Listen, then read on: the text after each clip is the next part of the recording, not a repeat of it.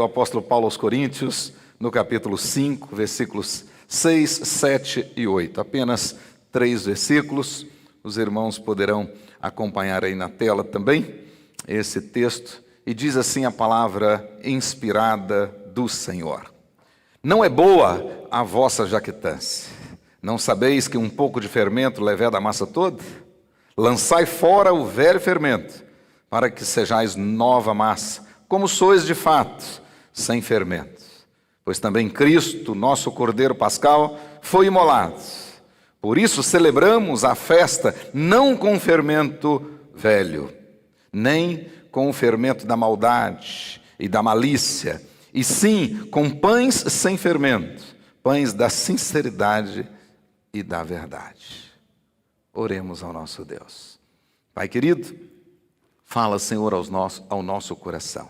Permita que esta palavra inspirada pelo Espírito Santo, hoje no dia em que comemoramos a descida do Espírito Santo, o início dessa dispensação, nós queremos que o mesmo Espírito que a inspirou esteja agora iluminando nosso coração e mente, para podermos tirar proveito da palavra. E no contexto da família, podermos ter uma família saudável à luz da palavra do Senhor. Oh, Pai querido, as admoestações, as exortações que o Senhor tem para nós hoje, que elas possam encontrar um lugar especial em cada coração. E ao sairmos daqui hoje, saiamos transbordando de alegria e desejosos em colocar em prática a palavra santa do Senhor. Abençoa-nos, ó Deus, agora e ao longo dessa semana, para a honra e glória do nome santo do Senhor. Aleluias, glória a Deus. Amém. Meus queridos irmãos, ainda no contexto da família, ainda estamos no mês de maio, gostaria de exortá-los nessa noite e ao mesmo tempo admoestá-los a respeito de uma família saudável, por uma família saudável, mesmo em tempo de pandemia. Mesmo em tempo de pandemia, à luz da palavra de Deus, é possível ter uma família saudável. Contudo, para isso, nós precisamos prestar atenção, tomar cuidado com o velho fermento. Cuidado com o velho fermento. Antes, porém, gostaria de reafirmar as verdades que nós temos falado ao longo desse mês. Algumas máximas que não podem sair do seu coração, precisa estar bem claro na sua mente, para que de fato tenhamos uma família saudável. Primeira delas, você não pode esquecer nunca, e eu vou repetir várias vezes, que a família é plano de Deus e presente para nós, é uma bênção para nós. Por isso nós precisamos e devemos nos esforçar cada vez mais para amar, para priorizar e para honrar essa bênção que Deus nos deu, chamada família. Quanto mais você priorizar a sua família, quanto mais você honrar a sua família, quanto mais você respeitar a sua família, quanto mais você amar a sua família, mais você vai agradar a Deus. Segundo, o nosso Deus é Deus da família. Nós, de fato, em Cristo Jesus, pertencemos à família de Deus, à família da aliança. Portanto, as grandes promessas do Senhor, as promessas especiais do Senhor, a graça especial do Senhor, é para aqueles que fazem parte da aliança, que são membros da família da aliança, da grande família de Deus. Nesse caso, nós precisamos estar conscientes que a base da aliança se encontra no caráter de Deus, que é perfeito, que é justo, que é fiel, que é verdadeiro, que é reto, que é imutável. Portanto, você pode acreditar nas promessas que estão inclusas na aliança com o Senhor.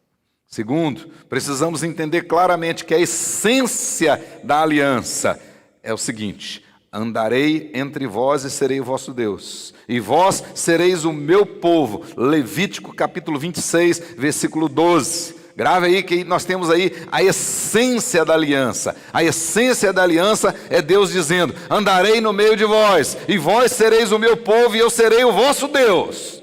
Está aí a essência da aliança. Eis que estou contigo, e te guardarei por onde quer que fores, e te farei voltar a esta terra, porque te não desampararei, até cumprir eu aquilo que te hei falado. Gênesis capítulo 28, versículo 15. A essência da aliança é que Deus unilateralmente prometeu jamais, em tempo algum, nos deixar. Ele sempre estará conosco. Das últimas palavras de Jesus ao voltar aos céus: eis que estarei convosco todos os dias até a consumação. Segundo, é que Deus jamais, em momento algum, vai deixar de nos guardar. Ele sempre será o nosso guarda. Ele não dorme, ele não cochila. Ele é o guarda de Israel, é o guarda da nossa casa. E terceiro, na essência da promessa, é que ele nunca, jamais nos desamparará. Ele vai cumprir em nós tudo aquilo que ele planejou. Tudo aquilo. Então, uma das músicas do Nani Azevedo, que a gente costuma cantar aqui, é que eu não morrerei enquanto o Senhor não cumprir em mim tudo aquilo que ele planejou. E é verdade. De fato, isso faz parte da aliança. Mas a terceira grande lição que nós temos trazido aos irmãos ao longo desse mês de maio, e ao longo desses anos todos, é que Deus cura, Deus restaura a nossa família. Contudo, mantê-la saudável é tarefa nossa e exige algumas coisas. Primeiro, renúncia. Segundo, obediência. Terceiro, investimento. Se realmente você quer ter uma família saudável, aprenda a renunciar, aprenda a obedecer, aprenda a investir. Sua família não será saudável automaticamente. Não, Deus não vai do céu simplesmente fazer com que a sua igreja, a sua família seja saudável. Não, a saúde da sua família depende do seu compromisso. E como nós pregamos aqui no primeiro domingo desse mês, além disso, para termos uma família saudável, nós precisamos de paciência, nós precisamos de perseverança e nós precisamos de ousadia. Paciência, perseverança e ousadia. Na realidade, à luz da palavra de Deus, não basta simplesmente ouvir falar sobre Deus. É necessário que nossa família tenha experiências com Deus. É isso que Jó disse. Antes da sua prova, antes das suas lutas, ele disse: eu conhecia Deus de ouvir falar. Depois das minhas lutas e dificuldades e provas, agora eu tenho experiência com Ele. Na realidade, meus queridos irmãos, não basta cultuar a Deus, nós verdadeiramente precisamos adorá-lo em espírito e em verdade, a partir do conhecimento que a palavra nos dá. Então, o que Deus requer é, de fato, adoração verdadeira. Não basta aderir uma igreja militante, é necessário conversão fundamentada no verdadeiro arrependimento. Na realidade, tem muitas famílias e tem muitas pessoas que aderiram à igreja, vieram para cá porque se sentem bem aqui, gostam da companhia, gostam de estar aqui, e não experimentaram uma conversão baseada no verdadeiro arrependimento. Não houve mudança na sua vida, não houve transformação. Então, essas pensam que fazem parte da família de Deus, mas não fazem. Então, mais do que aderir à igreja militante, à igreja visível, o que Deus requer de nós é uma conversão verdadeira, baseada no verdadeiro arrependimento, na mudança de vida. E por último, não basta ter ou fazer algo para Deus. É necessário ser santo. Ser verdadeiramente discípulo do Senhor. Antes de qualquer coisa, nós somos chamados a ser. Depois fazer e depois ter. Então não basta ter ou fazer. É necessário ser. E é isso que Deus quer de nós. Então essas verdades precisam estar claras. Todos esses conceitos, todas essas verdades, muitas delas ou todas elas, nós sabemos e sabemos de cor. Entretanto, nós podemos observar ainda, mesmo no nosso meio, muitas famílias enfermas, muitas famílias doentes. E eu posso afirmar que a causa dessa enfermidade é o pecado. Na realidade, a Bíblia diz claramente que o pecado não deixou nada intacto, nem no homem, nem no universo. Tudo está contaminado. O coração do homem foi empedernido por causa do pecado. E esse endurecimento, esse coração de pedra, na realidade, de maneira literal, tem impedido que a graça de Deus se manifeste abundantemente na vida de muitas famílias. Na realidade, a solução para a saúde da nossa família, a solução para a verdadeira felicidade no nosso lar é Jesus Cristo. A solução é Jesus. A saúde da nossa família, literal e diretamente, está ligada à graça de Deus. Salmo 127, versículo 1 diz lá: se o Senhor não edificar a casa, em vão trabalham os que a edificam. Portanto, se a sua família não conta com a graça especial de Deus, na realidade ela não é saudável. Essa é uma grande verdade. Você pode ter dinheiro, pode ter uma casa bonita, pode ter confortos desta vida, mas não tem a verdadeira felicidade. Não tem. Só Deus, e na realidade somente Deus, pode converter o coração empedernido. Somente Deus pode converter, pode quebrar o coração de pedra e que gera distanciamentos por causa da mágoa, por causa do ódio, por causa do ressentimento. Só Ele pode quebrar esse coração. Só Ele pode restaurar relacionamentos familiares. Só Deus, à luz da Bíblia, segundo o profeta Malaquias 4, verso 6, ele diz: só Deus pode converter o coração dos pais aos filhos, dos filhos aos pais. Só Deus pode fazer isso. E na visão do apóstolo Paulo, falando para o carcereiro de Filipos, só Deus pode, de fato, transformar a nossa família. Creia no Senhor Jesus e será salvo, tu e a tua casa. Por causa da nossa herança adâmica, na realidade, viver em família é uma tarefa muito difícil.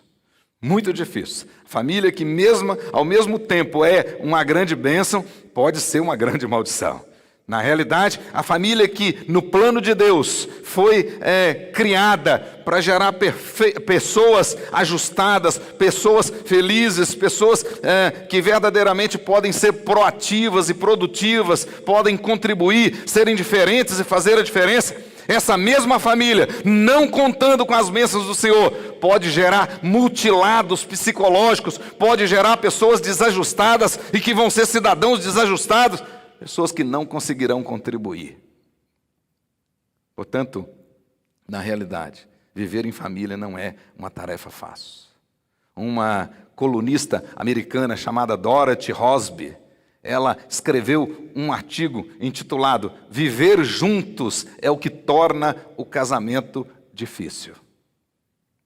Viver juntos é o que torna o casamento difícil. E nesse artigo, ela conta a história de uma mulher que atirou no marido porque ela pegou o marido comendo a sua barra de chocolate. E ela usa então aquele acontecimento exatamente para dizer, ela usa aquela história para concluir que na verdade são as pequenas coisas que destroem o casamento e consequentemente a família. De fato, as pequenas coisas, por parecerem insignificantes, inofensivas, elas podem, sim, se transformar em terríveis problemas. E, em muitos casos, elas se transformam em problemas insolucionáveis. Via de regra, tratar com coisas grandes é mais fácil, principalmente porque as coisas grandes nós as vemos, e elas se manifestam mais claramente. ou seja, com mais nitidez. Mas as coisas pequenas nem sempre as vemos, e elas parecem estar escondidas, e portanto não temos muitas vezes a percepção e a condição de percebê-las precocemente. E quando as percebemos, elas já causaram um estrago muito grande. De fato, segundo Dorothy Rosby, as pequenas coisas, elas destroem o casamento.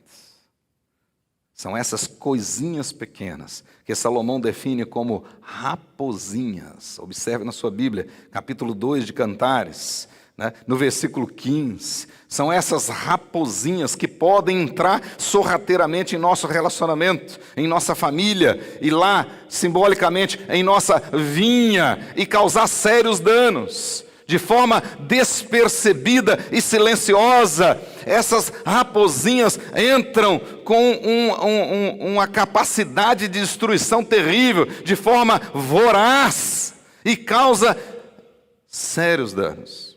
Elas atacam a raiz principal da videira, e podem matar a planta inteira, consequentemente destruir toda a vinha. Na visão do contexto de Cantares, as raposinhas, elas são invasoras indesejáveis, que acessam sorrateiramente o lar e podem assim destruir a harmonia, a felicidade, a firmeza dos laços familiares. A imagem usada por Salomão no livro de Cantares, no capítulo 2, ela reflete as vinhas que eram cercadas com muros, com cercas bem feitas naquela época, e a grande preocupação é que elas não fossem invadidas exatamente pelas raposas, pelas raposinhas. E por isso, um pequeno descuido daquele proprietário e um buraco indesejável que por ele pudesse passar as raposinhas, certamente iria causar um grande prejuízo para aquele proprietário. Na realidade, a raposa é um animal pequenininho, mas muito astuto, muito esperto. A raposa, ela tem a capacidade, com facilidade, ela engana os cães. Ela tem o instinto de confundir o faro dos cães. Então, ela marca vários lugares diferentes com a sua urina, e com isso ela confunde os cães.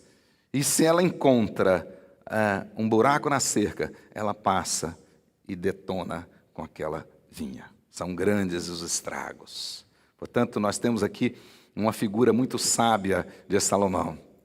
Ou seja, as pequenas raposas que acessam as vinhas pelos pequenos buracos, pelas brechas insignificantes. E quando elas acessam as vinhas por esses buracos que parecem insignificantes, elas causam grandes estragos. Agora observe na Bíblia, capítulo 2 de Eclesiastes, do versículo 10 até o versículo 16, observe bem esse texto, Nos deparamos aí com um contexto de alegria, de encanto, de empolgação por parte de um casal que na realidade ele não filosofa e nem conceitua o amor, apenas deixa-se dominar por ele. Sob aliança, entregam-se sem resistência ao amor, à beleza desse amor, a ternura, a pureza desse amor. Nesses versículos, nós podemos ver ali o esposo, o noivo, o esposo, convidando a sua amada para sair do seu esconderijo, do seu recôndito, para ver os campos maravilhosos agora, floridos, depois do inverno. Passou o inverno e os campos estão floridos. De repente, olha aí para vocês verem, no versículo 15, a amada esposa chama a atenção do amado marido para as raposinhas que ameaçavam invadir a vinha deles. E ela sabia que caso isso acontecesse, certamente elas poderiam causar danos terríveis à vinha deles, que estava florida. Por isso, ela imediatamente gritou com seu amado. Apanhai-me as raposas, as rapozinhas, que devastam os vinhedos, porque as nossas vinhas estão em flores. Sem dúvidas, as rapozinhas soltas numa vinha em flor fazem estragos enormes. A esposa sabia do potencial devastador daqueles pequenos animais. Alegoricamente, e muitos interpretam o texto de Cantares alegoricamente. Alegoricamente nós podemos dizer que a vinha florida aqui representa os casamentos que andam conforme os princípios e valores estabelecidos por Deus. Ou seja, as vinhas floridas aqui representam as famílias da aliança. E as rapozinhas são os pequenos hábitos e comportamentos, pequenas desavenças e frustrações acumuladas ao longo dos anos, que sugam a seiva do amor e matam a felicidade no casamento e na família. São os pequenos problemas que parecem insignificantes e são deixados para trás. São, na realidade, as pequenas circunstâncias mal resolvidas, pecados tolerados. Muitas famílias fazem questão de guardar alguns pecados de estimação, vão tolerando aquilo. São rapozinhas. Na realidade, essas rapozinhas aqui significam sinais e alertas ignorados ao longo dos anos. Na realidade, uma família não é destruída da noite para o dia. Não desmorona da noite para o dia. Muitos e muitos sinais foram dados. O sinal amarelo ficou aceso muito tempo. O vermelho ficou piscando várias vezes. E eles foram ignorados. As famílias ignoraram esses sinais. Isso que nós podemos ver nesse texto de Salomão. As rapozinhas são aqui nesse texto símbolo daquilo que parece inofensivo, mas no futuro trará um desgosto muito grande e poderá destruir o relacionamento conjugal e o relacionamento familiar. John Dresch, um pastor menonita americano, escritor e professor, faleceu com 85 anos de idade. E ficou casado 62 anos com Beth Dresch. Ele escreveu, diz os seus historiadores, 37 livros. Vendeu mais de 500 mil de cópias dos seus livros. Mas um de seus livros que ele escreveu, o título é Se eu fosse começar, ou se eu começasse minha família de novo. E neste livro, se eu começasse minha família de novo, ele coloca 10 atitudes que ele valorizaria mais, prestaria mais atenção, se pudesse começar a sua família de novo. Dentre elas, ele disse que amaria mais a sua esposa. Ele disse que procuraria ser um ouvinte mais atento, procuraria ser mais honesto e principalmente mais honesto nas pequenas coisas. Ele procuraria falar de Deus a todos os seus familiares de maneira mais íntima. Ele revelaria mais as experiências dele com Deus. Mas a sexta atitude que ele disse que faria se voltasse ao seu casamento de novo, me surpreendeu, porque ele disse claramente lá que se ele fosse começar de novo, ele daria mais atenção às pequenas coisas. Segundo Dresch, há pequenas coisas que edificam e fortalecem o casamento e a família, mas também há pequenas coisas que destroem o casamento e a família. Então nós precisamos prestar atenção nas pequenas coisas.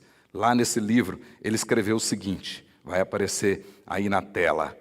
Já com seus quase 80 anos, ele disse assim: estou convencido hoje de que a vida pode ser alegre ou triste, dependendo das pequenas coisas. As pequenas coisas criam ou desfazem boas relações, fortalecem ou abalam um sentido de unidade e amor e nos fazem atenciosos ou rudes. Se eu começasse minha família de novo, tentaria sinceramente ser mais fiel às pequenas coisas. A maioria de nós pode reunir forças para manejar as coisas principais da vida, mas falhamos em ser fiéis nas pequenas coisas.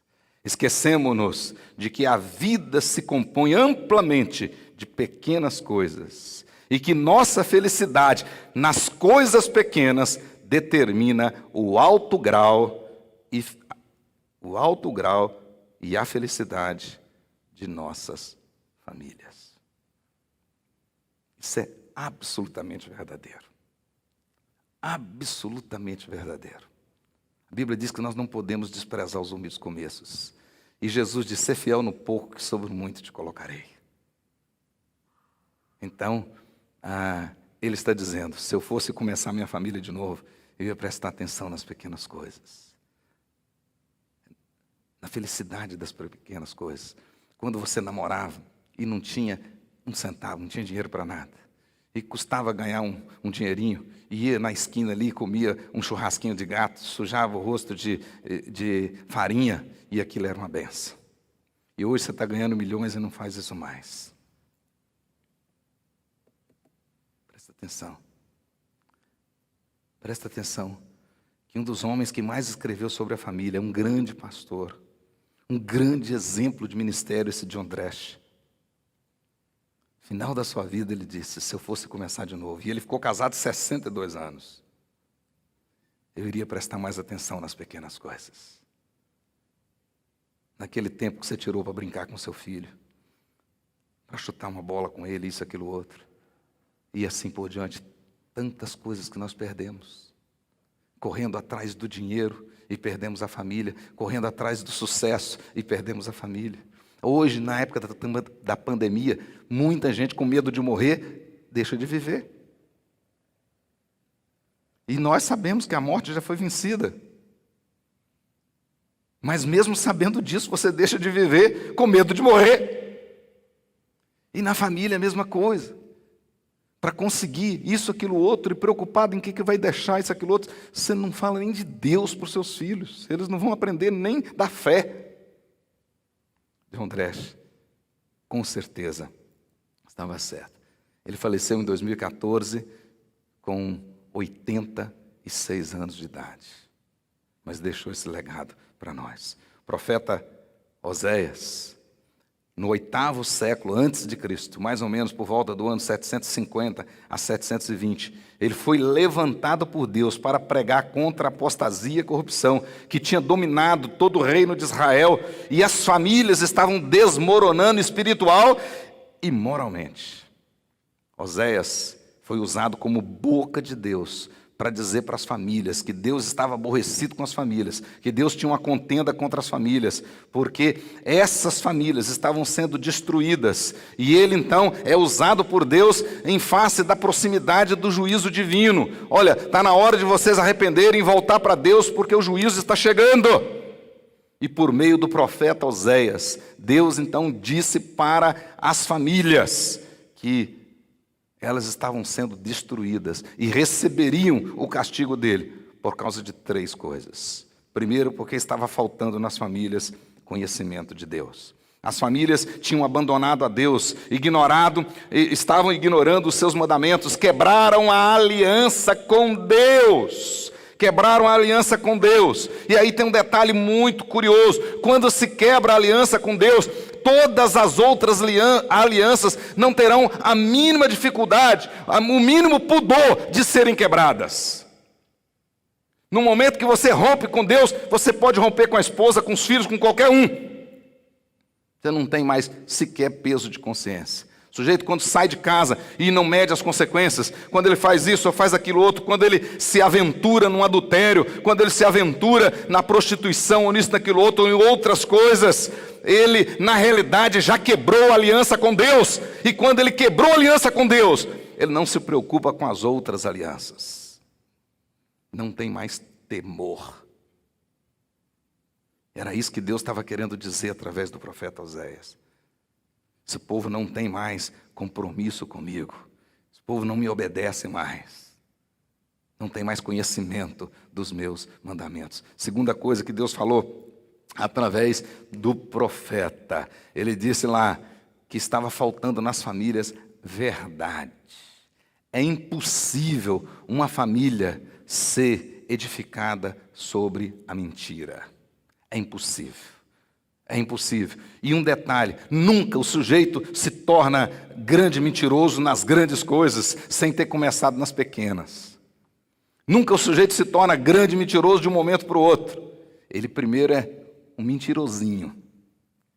Começa a mentir nas pequenas coisas. Depois vai aumentando. Depois vai aumentando. Cuidado com as pequenas coisas. O profeta Oséias estava dizendo, está faltando nas famílias verdade, verdade. Os pais não olham mais nos olhos dos filhos. Os filhos não olham mais nos olhos dos pais. Os filhos não conseguem entender a ordem do pai porque não vê aquele exemplo nele. Não consegue, o pai está dando o tom errado. E a Bíblia diz que quando o corneteiro, quando o atalaia dá o tom errado, o povo não vai saber o que fazer. E nossas crianças precisam de exemplo. Aquilo que elas ouvem, elas precisam ver. E não estão vendo verdade dentro de casa. Muitas famílias estão tentando ser edificadas, mas sobre a mentira não vai dar certo.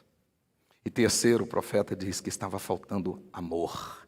Agora olha que coisa curiosa. Quando falta amor dentro de casa, vai gerar uma injustiça social lá fora. Porque se você não aprende a partilhar dentro de casa, se você não aprende a dividir dentro de casa, se você não aprende a renunciar dentro de casa, não vai fazer isso lá fora. E era isso que estava acontecendo nos dias de Israel. Além da imoralidade, nos dias de Oséias em Israel, estava acontecendo uma injustiça social muito grande. Muito grande. Mas por quê? Porque não havia amor nas famílias. E quando não há amor dentro de casa, certamente não vai haver amor lá fora. Se o filho não vê realmente o pai demonstrando amor para com a mãe em casa, ele de fato dificilmente vai amar alguém lá fora. E no futuro não vai amar a esposa dele também. Não vai ser generoso, não vai ser solidário, se ele não vê solidariedade dentro de casa. Se ele não vê o pai estendendo a mão, ele não vai estender a mão lá fora. Se ele não vê a mãe sendo generosa, ele não vai ser generoso lá fora. E assim sucessivamente. E na realidade essas três coisas estavam acontecendo dentro das famílias e prejudicando direto Israel. E Deus disse, eu tenho uma contenda contra as famílias, porque está faltando nessa família obediência, conhecimento da palavra, está faltando amor, está faltando verdade.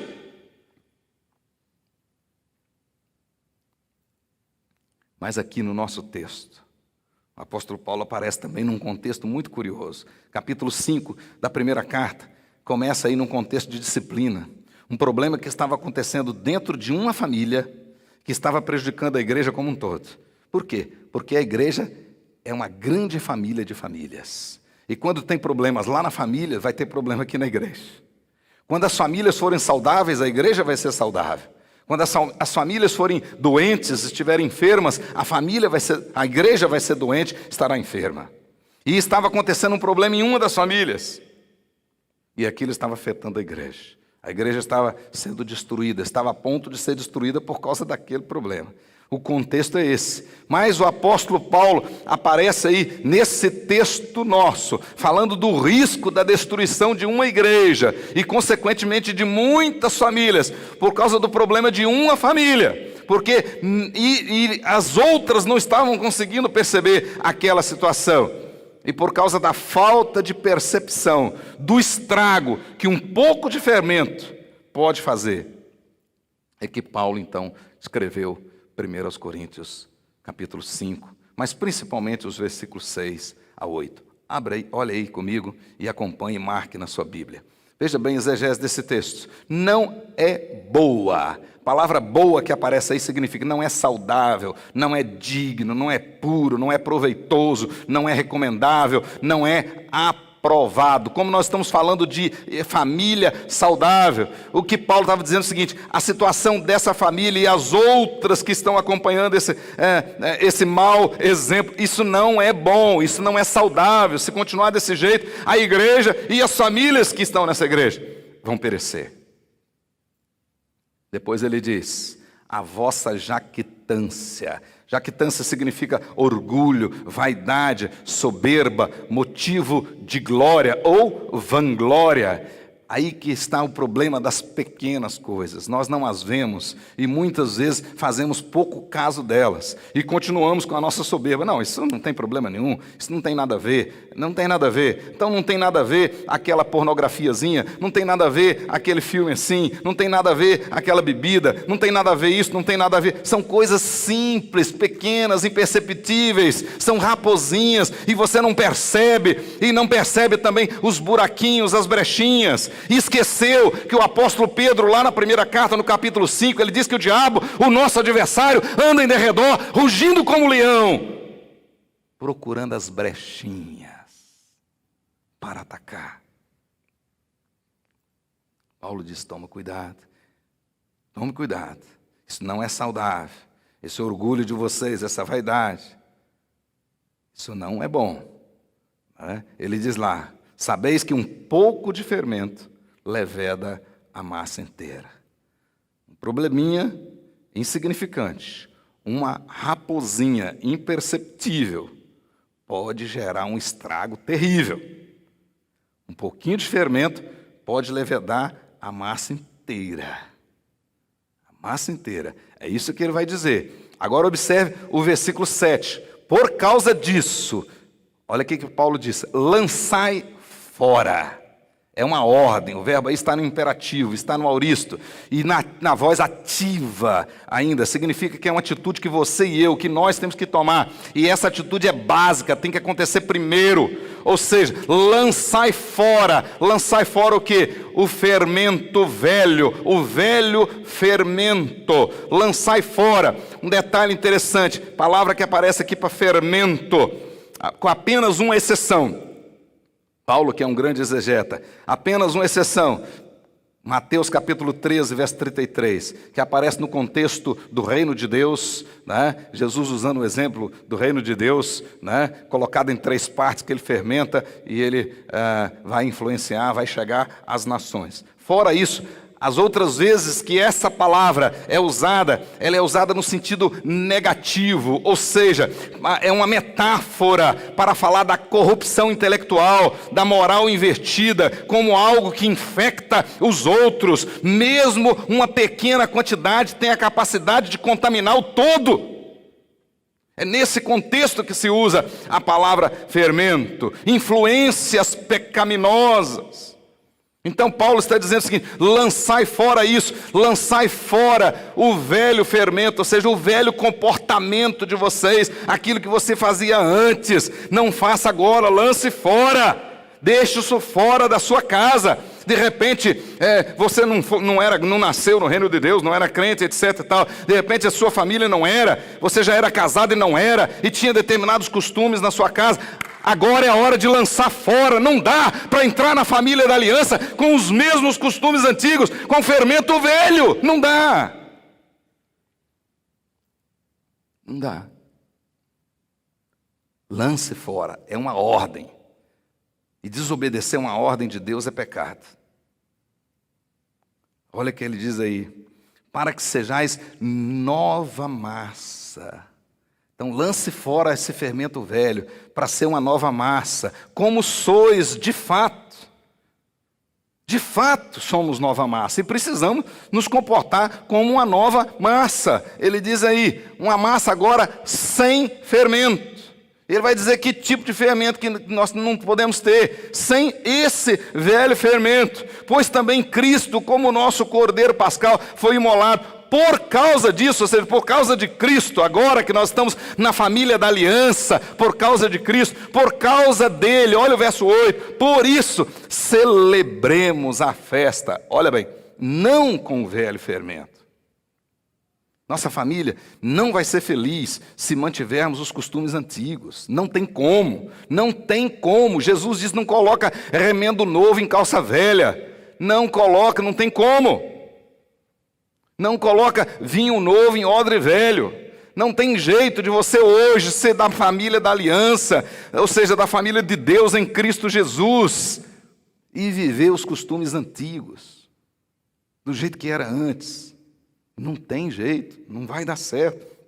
E ele pega e diz aí, né? Devemos agora celebrar a festa, ou seja, o privilégio de estarmos nessa nova aliança, não com o fermento velho, com o velho fermento, nem com o fermento da maldade. Marque a palavra maldade na sua Bíblia. Essa palavra aí, caquia, ela significa iniquidade, depravação, aborrecimentos. Muitos aqui que estão me ouvindo e muitos que estão me acompanhando em casa, certamente já eram casados e não eram crentes, e sabem dos aborrecimentos que tinham antes, das tristezas que tinham antes, e sabem claramente das lutas que passavam antes, das depravações. Então a Bíblia diz que não vamos mais celebrar com esse fermento da maldade, absolutamente não. E nem tampouco com o fermento da malícia. Marque a palavra malícia que aparece aí. Essa palavra, tradução literal dela é corrupção, propósitos e desejos maus. Observe bem que essa palavra, ela tem a mesma raiz do adjetivo que Jesus usou lá em Mateus capítulo 5, 37. O mesmo adjetivo que Jesus usa lá em Mateus 5, 37, poneros, para se referir ao próprio Satanás. O próprio Satanás, Jesus usou essa palavra para dizer, então não tem jeito da família da aliança ser feliz com Satanás lá. Não tem como. Então nós temos que descartar esse fermento da malícia, esse fermento satânico. E também lá em Marcos, olha na sua Bíblia, Marcos capítulo 7, versículo 21 a 23, Jesus diz assim, olha o que Jesus diz, marque aí na sua Bíblia. Porque de dentro do coração dos homens é que procedem, olha aí, os maus desígnios, a prostituição, os furtos, os homicídios, os adultérios, a avareza, as malícias, o dolo, a lascívia, a inveja, a blasfêmia, a soberba, a loucura. Agora olha o verso 23. Ora, todos esses males, aí a palavra é poneros. Jesus chama tudo isso aí desse fermento velho. Nada disso pode existir na nossa família, no nosso casamento. Porque isso são raposinhas, né? Raposinhas. Prostituição, furto, homicídios, adultérios, avareza, malícia, dolo, lascívia, inveja, blasfêmia, soberba, loucuras. Todos estes poneros, todos esses males, vêm de dentro e contaminam o homem, contamina a família. São raposinhas na linguagem de Salomão. Mesmo o apóstolo Paulo admoesta os Gálatas nos seguintes termos. Olha na sua Bíblia, capítulo 5 de Gálatas, versículos 7 e 9, ele diz assim, vós corrias bem, quem vos impediu de continuardes a obedecer à verdade? Verso 8. Esta presunção não vem daquele que vos chama. Verso 9. Um pouco de fermento leveda a massa. Cuidado com as pequenas coisas. Cuidado. Se você quiser ter uma família saudável, tem que prestar atenção nas primeiras coisas, nas pequenas coisas. Mas se você realmente quiser usufruir de bons momentos, mesmo nessa terra contaminada, mesmo nesses dias difíceis, valorize as pequenas coisas também. Valorize. Valorize aquele pequeno tempo com seu filho, com seu neto, com a sua neta. Valorize aquele tempo a sós com a sua esposa. Valorize. Valorize aquele tempo juntos de família, antes da refeição ou em outros momentos. Corra menos. Se apegue menos às coisas desse mundo. Uma das coisas que a Covid está deixando bem claro para nós é exatamente isso.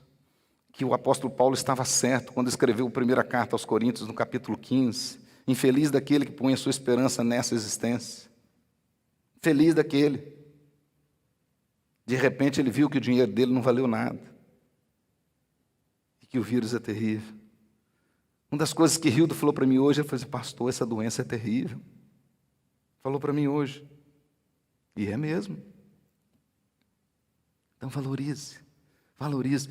Presbítero Debrando, permita eu dizer, Ele falou assim: pastor, a única preocupação que eu fiquei quando com essa doença é de morrer e deixar a meia viúva.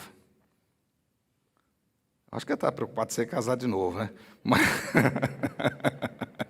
Não, mas ele tem os seus filhos, aquela preocupação. Mas às vezes corre tanto e não aproveita a esposa, os filhos. E depois fica com medo de morrer e deixá-los. É o caso dele, mas é um exemplo para nós. As pequenas coisas.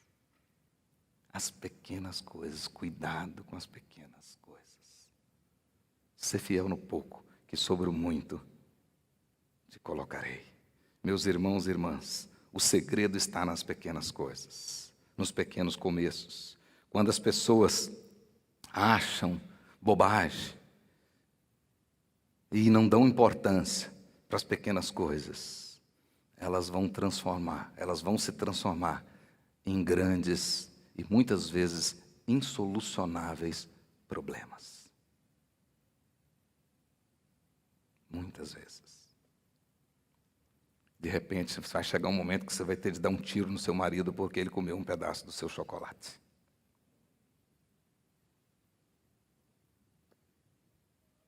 As pequenas coisas.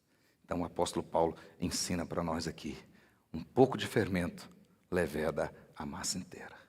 Tinha uma família lá na igreja de Corinto, né, que tinha um problema e eles não trataram daquele problema. E a igreja também não tratou daquele problema.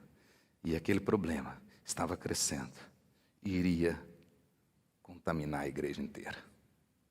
E muitas famílias iriam sofrer com aquilo. Por isso o apóstolo Paulo diz: cuidado. Cuidado. E cuidado com o velho fermento, a velha natureza. O diabo é sagaz, verdadeira raposa. As raposinhas são sagazes. Urinam em vários lugares para enganar os cães. E eles perdem o contato com elas. E elas encontram um buraquinho e entram na vinha. E vão na veia. Vão na principal raiz da árvore. E mata a videira. É assim que Satanás faz, ainda hoje. Feche os seus olhos. Essa palavra serve para todos que estão aqui, que estão nos ouvindo. Para os filhos. Para os filhos. Ontem nós tivemos uma experiência maravilhosa. E eu vi os filhos falando para o pai em vida, na frente do pai. Que amava o pai e que se orgulhava do pai. E que tinha alegria diante de Deus pelo testemunho do pai. E uma das coisas que eu mais fiz nesse tempo de pandemia foi o ofício fúnebre. Nunca imaginei que eu ia bater todos os recordes de ofício fúnebre. Teve semana de eu ir 3 vezes naquele cemitério. Teve dia, de um dia só, ter 3 ofícios fúnebres. E eu vi muitos filhos desesperados, arrancando os cabelos, porque não puderam curtir os pais antes, não puderam honrar os pais antes. Estava agora com remorso, com peso de consciência, porque desobedeceram os pais, não valorizaram os pais, não honraram os pais. Eu vi as pequenas coisas. Tira um tempo para o seu velho, senta com ele, deita no colo dele, manda ele contar para você as histórias antigas. Daqui a pouco ele morre e você não vai ficar sabendo dessas histórias. Você não vai ter como contar ou perpetuar a história da sua família.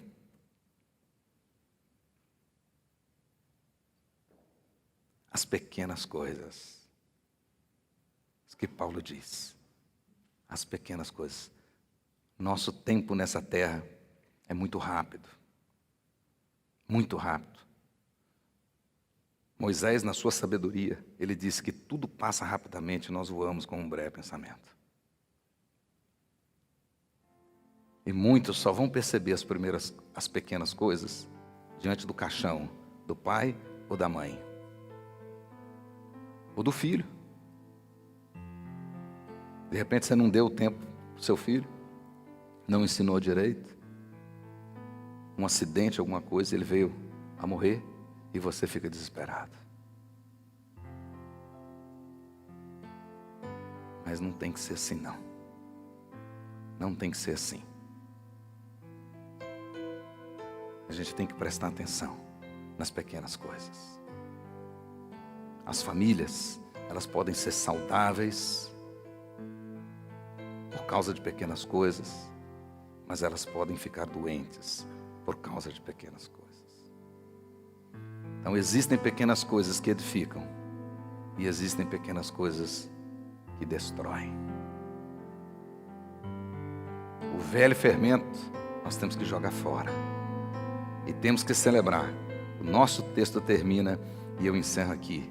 Ele diz lá que nós precisamos celebrar. Olha o finalzinho do versículo 8.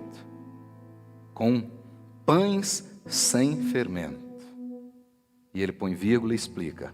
Pães da sinceridade e da verdade. É impossível qualquer família ser feliz se não tiver sinceridade, se não tiver verdade. A palavra sinceridade aí significa sincera. Sincera. Muitos pais que têm vida dupla. Não tem como. Diz que nós temos que celebrar com pães sem fermento, sem aquelas influências do passado. Mas agora, com pães da sinceridade, com pães da verdade. Amém, irmãos? Glória a Deus, aleluia. Oportunidade de pedir perdão para o seu pai, para sua mãe. Faça esse compromisso que você vai pedir perdão para eles. E os pais também. Não tem nada de errado e não é feio o pai pedir perdão para os filhos. No momento que você pedir perdão para o seu filho, você vai dizer para ele que também é humano. E ele vai entender que o pai também é humano. O pai erra. Faça isso. Preste atenção nas pequenas coisas.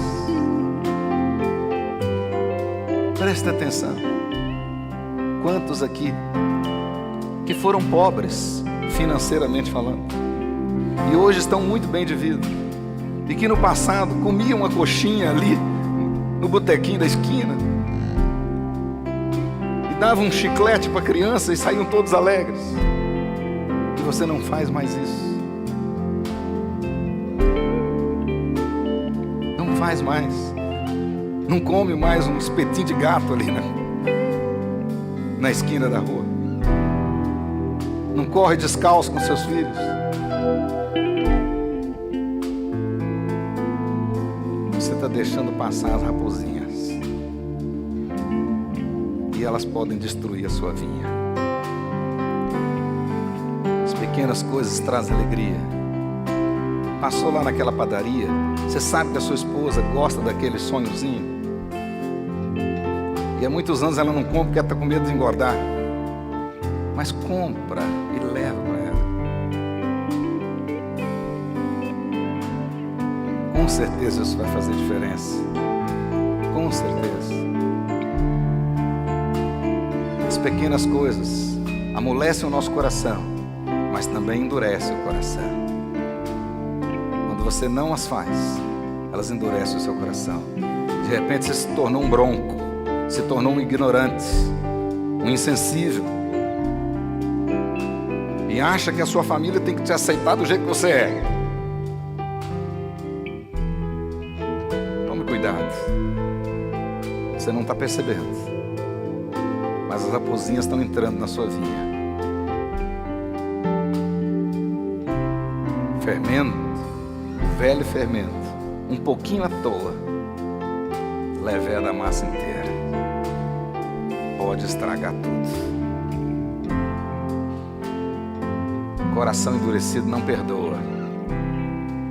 Não perdoa. Em nome de Jesus.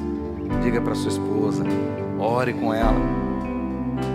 Ore com seu marido. Abençoa o seu marido. Abençoa a sua esposa.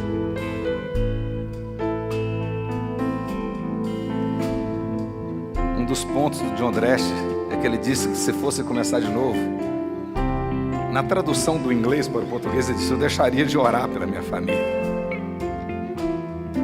Mas na realidade, eu deixaria de orar do jeito que eu oro hoje. E às vezes hoje eu oro para que Deus faça nos meus filhos a minha vontade. Eu oro para que Deus faça nos meus filhos aquilo que eu quero que eles sejam dele. Aquilo que eu quero que eles sejam. Mas o certo é orar: Senhor, use os meus filhos conforme o Senhor quer, do jeito que o Senhor quer. Eu vou me alegrar nisso. Tem pais aqui que tem um orgulho imenso do filho estudar para medicina, né? Tem duas ali, 3 médicos aqui na minha frente. E talvez poderia não ter o mesmo orgulho de o filho chegar assim: eu vou estudar para missionário.